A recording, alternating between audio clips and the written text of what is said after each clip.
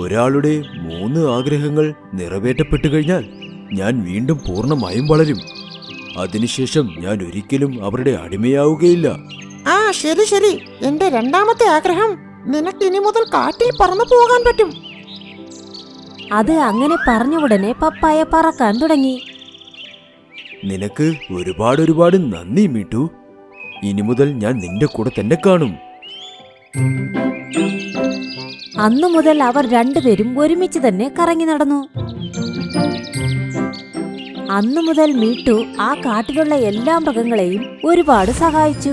ഏത് മൃഗം എന്ത് ചോദിക്കുന്നുവോ അത് കൊണ്ടുവന്ന് അവർക്കത് കൊടുക്കും. ഈ കാര്യം കാട്ടിലെല്ലാവരും അറിഞ്ഞു. അങ്ങനെ ഈ കാര്യം മീക്കുപൂച്ചയുടെ ചെവിയിലും എത്തി.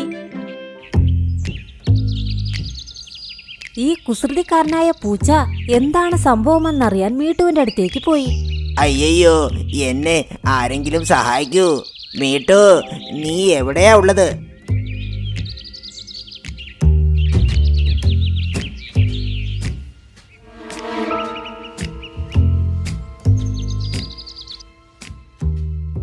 എന്ത് പറ്റി മീക്കു? നീ എന്തിനാ ഇങ്ങനെ അലറുന്നത്? മീട്ടു, എനിക്ക് നന്നായിട്ട് നെഞ്ചുവേദന എടുക്കുന്നു. നീ ഇപ്പോൾ തന്നെ പോയി ആ കറുപ്പ് മലയിലുള്ള പൂവ് പറിച്ചുകൊണ്ട് വരാമോ? അത് കഴിച്ചാൽ എല്ലാ വേദനയും വേഗം അകന്നു പോകും.